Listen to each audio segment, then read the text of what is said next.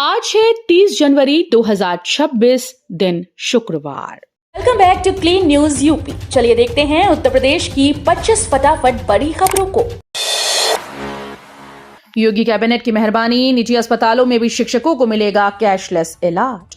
मुख्यमंत्री योगी आदित्यनाथ की अध्यक्षता में हुई कैबिनेट बैठक में शिक्षकों को बड़ी राहत दी गई। अब प्रदेश के शिक्षक, शिक्षा मित्र, अनुदेशक, रसोइया और शिक्षणेतर कर्मी राज्य कर्मचारियों की तरह कैशलेस इलाज की सुविधा ले पाएंगे।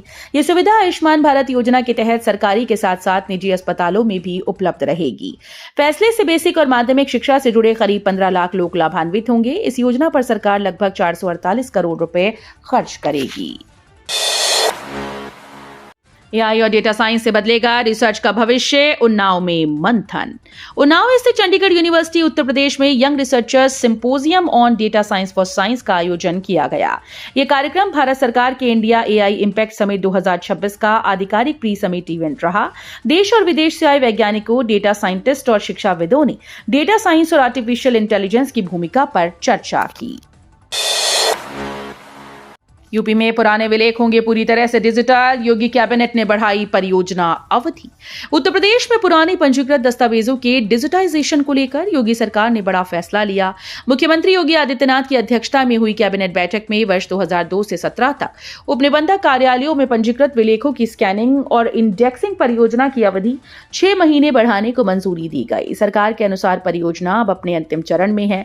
खास बात यह है कि इसके लिए किसी अतिरिक्त बजट की आवश्यकता नहीं होगी। इस कदम से भूमि रिकॉर्ड व्यवस्था अधिक पारदर्शी और सुगम बनेगी। बांग्लादेश से विस्थापित हिंदू परिवारों को राहत, कानपुर देहात में मिलेगी नई जमीन। उत्तर प्रदेश की योगी आदित्यनाथ सरकार ने पूर्वी पाकिस्तान वर्तमान बांग्लादेश से विस्थापित हिंदू बंगाली परिवारों के लिए बड़ा और संवेदनशील निर्णय लिया। मुख्यमंत्री की अध्यक्षता में हुई कैबिनेट बैठक में मेरठ जनपद के 99 हिंदू परिवारों के पुनर्वासन को मंजूरी दी गई। ये परिवार लंबे समय से तहसील मवाना के ग्राम नंगला गोसाई में झील की भूमि पर रह रहे थे।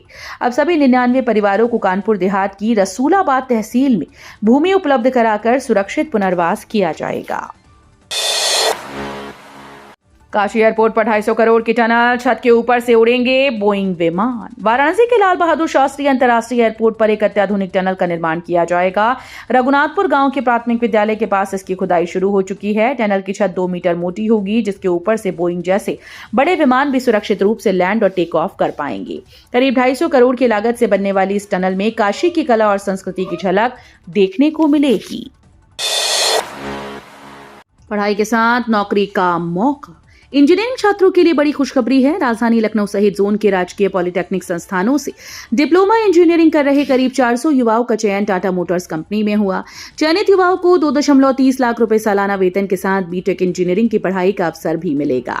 ये चयन अहमदाबाद की टाटा मोटर्स के द्वारा आयोजित रोजगार मेले के माध्यम से किया गया। अमेठी निवासी अजय कुमार ने बताया कि समूह साक्षात्कार के बाद उनका चयन हुआ।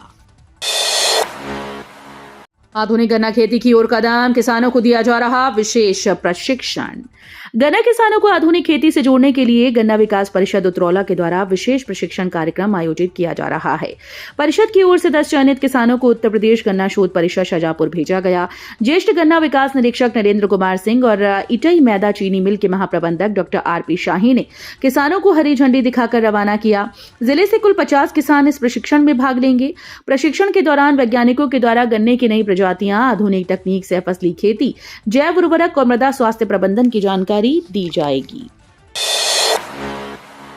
यूपी बजट सत्र 9 फरवरी से 11 को योगी सरकार पेश करेगी बजट। उत्तर प्रदेश का बजट सत्र 9 फरवरी से शुरू होगा। सत्र के पहले दिन राज्यपाल आनंदीबेन पटेल विधानसभा और विधान परिषद के संयुक्त सत्र को संबोधित करेंगी। इसके बाद 11 फरवरी को मुख्यमंत्री योगी आदित्यनाथ की सरकार प्रदेश का वार्षिक बजट पेश करेगी। पंचायत चुनाव और 2027 के विधानसभा चुनाव को ध्यान में रखते हुए इस बजट को अहम माना जा रहा है। कयास लगाए जा रहे हैं कि सरकार इसमें आम जनता, किसानों, युवाओं और महिलाओं से जुड़ी कई लोक लुभावन योजनाओं की घोषणा कर सकती है। रियल एस्टेट में नया खेल। राजधानी लखनऊ और एनसीआर में रियल एस्टेट का स्वरूप तेजी से बदल रहा है। बिल्डर अब फ्लैट, दुकान, पारंपरिक ऑफिस की जगह coworking space, hotel room, pooling और बड़े ऑफिस मॉडल ला रहे हैं। ये मॉडल आधुनिक तो हैं, लेकिन मौजूदा कानून की परिधि में नहीं आते। सबसे बड़ी चिंता तो यह है कि यूपी रेरा के पास इन पर नियंत्रण का कोई स्पष्ट प्रावधान नहीं है। यूपी में शहरी पुनर्विकास की नई नीति, जर्जर इमारतें टूटेंगी, बनेंगे आधुनिक भवन। उत्तर प्रदेश में शहरी विकास को नई दिशा देने के लिए योगी कैबिनेट ने शहरी पुनर्विकास नीति 2026 को मंजूरी दी। इस नीति के तहत प्रदेश की बेकार और जर्जर संपत्तियों को तोड़कर नए और आधुनिक भवन बनाए जाएंगे। मंत्री सुरेश खन्ना ने बताया कि नीति से भवन मानचित्र की मंजूरी प्रक्रिया सरल होगी और संशोधित विकास शुल्क लागू किए जाएंगे। कैबिनेट ने बरेली और मुरादाबाद में साइंस पार्क और तारामंडल की स्थापना को भी हरी झंडी दी है। योगी कैबिनेट का बड़ा फैसला। उत्तर प्रदेश सरकार ने मुख्यमंत्री फेलो के लिए बड़ी राहत का ऐलान किया। मुख्यमंत्री योगी आदित्यनाथ की अध्यक्षता में हुई मंत्रिपरिषद बैठक में इस प्रस्ताव को मंजूरी दे दी गई। फैसले के तहत अब सीएम फेलो को यूपी लोक सेवा आयोग और अधीनस्थ सेवा चयन आयोग की भर्तियों में आयु सीमा में 3 साल की छूट मिलेगी। इसके साथ ही प्रदेश की प्रशासनिक अनुभव के आधार पर अतिरिक्त वेटेज भी दिया जाएगा। सरकार का मानना है कि इस निर्णय से प्रतिभाशाली युवाओं को प्रतियोगी परीक्षाओं में बढ़त मिलेगी। डीडीयू गोरखपुर विश्वविद्यालय में एआई की पढ़ाई, एमएस बीटेक और बीसीए में नए पाठ्यक्रम शुरू। दीनदयाल उपाध्याय गोरखपुर विश्वविद्यालय उच्च शिक्षा को भविष्य की तकनीक से जोड़ने की दिशा में बड़ा कदम उठा रहा है। कुलपति प्रोफेसर पूनम टंडन ने बताया कि विश्वविद्यालय में सभी संकायों और विषयों में आर्टिफिशियल इंटेलिजेंस की समाहित करने की योजना पर काम शुरू हो गया है। इस क्रम में एमएस बीटेक और बीसीए में एआई पाठ्यक्रम शुरू किए गए। एमएस और बीसीए स्तर पर एआई कोर्स पहले से संचालित हैं। यूजीसी के नए नियमों पर ब्रेक, अखिलेश मायावती ने एससी फैसले का किया समर्थन। सुप्रीम कोर्ट ने यूजीसी के नए नियमों पर रोक लगा दी। इस फैसले पर समाजवादी पार्टी अध्यक्ष अखिलेश यादव ने प्रतिक्रिया देते हुए कहा कि संविधान किसी भी तरह के भेदभाव की इजाजत नहीं देता। उन्होंने कहा कि न किसी का उत्पीड़न हो, न किसी के साथ अन्याय। वहीं बसपा सुप्रीमो मायावती ने भी सुप्रीम कोर्ट के फैसले को सही बताया। मायावती ने कहा कि यदि यूजीसी पहले सभी वर्गों को विश्वास में ले लेता तो देश में सामाजिक तनाव की स्थिति पैदा होती ही नहीं। देवरिया कसिया मार्ग को मिली रफ्तार, 292.66 करोड़ की स्वीकृति पर सीएम योगी का आभार। देवरिया कसिया मार्ग के निर्माण को लेकर उत्तर प्रदेश सरकार ने 292 करोड़ 66 लाख रुपए की बड़ी स्वीकृति दी। इस फैसले से क्षेत्र में खुशी की लहर है। भाजपा कार्यकर्ताओं ने इसे विकास की बड़ी सौगात बताते हुए मुख्यमंत्री योगी आदित्यनाथ, कृषि मंत्री सूर्य प्रताप शाही, कैबिनेट मंत्रियों और जनपद के जनप्रतिनिधियों का आभार जताया है। भाजपा नेता अजय उपाध्याय ने कहा कि सड़क निर्माण के लिए धन स्वीकृत होना क्षेत्र के लिए गर्व का विषय है। आयुष हत्याकांड पीड़ित परिवार ने सीएम योगी से की मुलाकात, बुलडोजर और सख्त कार्रवाई की मांग। चित्रकूट के आयुष हत्याकांड से आहत परिजन लखनऊ पहुंचे और मुख्यमंत्री योगी आदित्यनाथ से मिले। मृतक आयुष के पिता अशोक केशरवानी ने अपने पूरे परिवार के साथ घटना की पूरी जानकारी दी। परिजनों ने पुलिस मुठभेड़ में मारे गए अपहरणकर्ता कल्लू और घायल आरोपी इमरान के घरों पर बुलडोजर चलाने की मांग की। इसके अलावा उन्होंने घायल आरोपी इमरान के खिलाफ कठोर कानूनी कार्रवाई की भी अपील की। सीएम योगी से जापान के यामानाशी उपराज्यपाल की भेंट, स्वच्छ ऊर्जा और निवेश पर चर्चा। मुख्यमंत्री योगी आदित्यनाथ से जापान के यामानाशी प्रांत के उपराज्यपाल जुनुची इजिशिडोरा और उनके नेतृत्व में आए उच्च स्तरीय प्रतिनिधिमंडल ने शिष्टाचार भेंट की। बैठक में भारत जापान रणनीतिक साझेदारी को और मजबूत करने पर चर्चा हुई। विशेष रूप से उत्तर प्रदेश और यामानाशी प्रांत के बीच व्यापार, निवेश और तकनीकी सहयोग को बढ़ाने पर जोर दिया गया।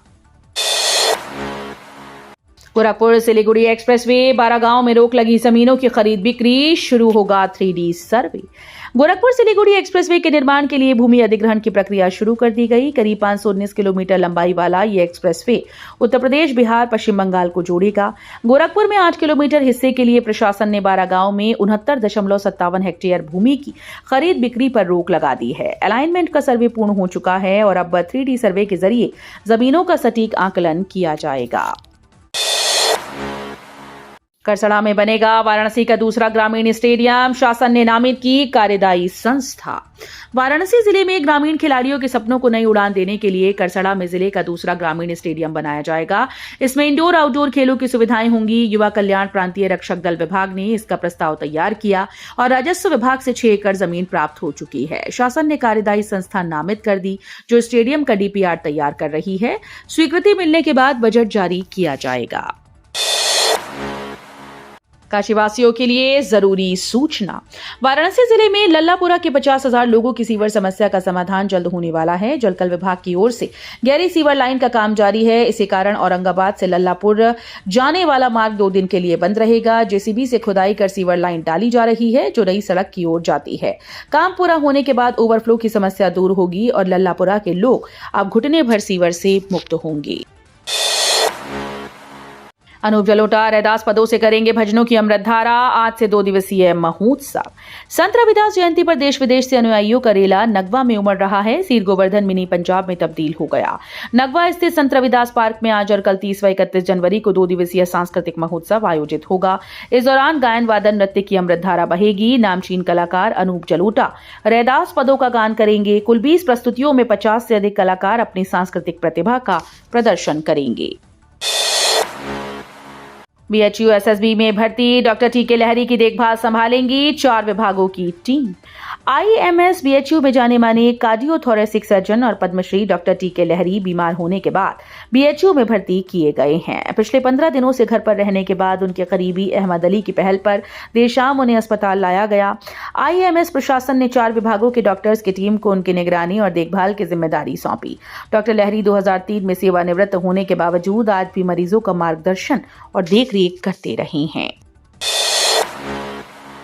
अयोध्या जेल से फरार बंदियों के मामले में 10 कर्मी निलंबित। जेल अधीक्षक की कार्रवाई पर संस्तुति। अयोध्या जेल से 2 बंदियों के फरार होने के मामले में वरिष्ठ जेल अधीक्षक, जेलर, डिप्टी जेलर समेत 10 कर्मियों को निलंबित कर दिया गया। डीआईजी अयोध्या रेंज की प्रारंभिक जांच रिपोर्ट के आधार पर यह कार्रवाई की गई। अमेठी के मुसाफिर खाना निवासी गोलू अग्रहरी उर्फ सूरज, जो 14 सितंबर 2025 से जेल में दुष्कर्म के केस में बंद था, इसी घटना का हिस्सा था। प्रारंभिक जांच में जेल के वरिष्ठ अधीक्षक सहित 3 अफसर और 7 कर्मी दोषी पाए गए। अरब में अमरूद, कनाडा में आंवला। योगी सरकार के कार्यकाल में प्रयागराज मंडल के किसानों की आय में शानदार बढ़ोतरी हुई। मक्का, चावल, अमरूद, आंवला, भिंडी, गुलाब का निर्यात अब अरब और कनाडा तक हो रहा है। खासतौर पर प्रतापगढ़ी आंवला कनाडा में लोकप्रिय है, जबकि इलाहाबाद का अमरूद अरब देशों में। वित्त वर्ष 2023-24 में 6 करोड़ रुपए का निर्यात हुआ था, जो 2025-26 में 2 महीने पहले ही 47 करोड़ रुपए तक पहुंच चुका है। सुप्रीम कोर्ट के आदेश के बाद प्रयागराज में 4 दिन मतदान।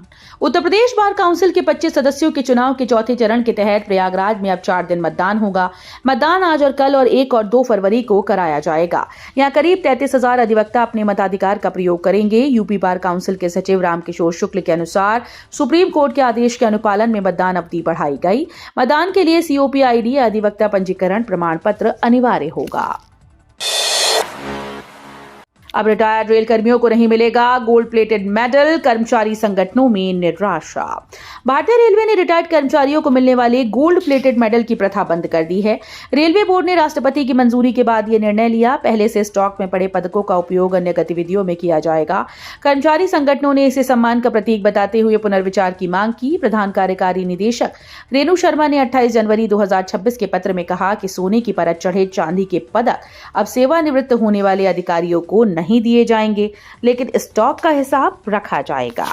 तो ये थी आज की 25 फटाफट बड़ी खबरें। अगर आपको न्यूज पसंद आई हो तो वीडियो को लाइक और शेयर जरूर करें। धन्यवाद।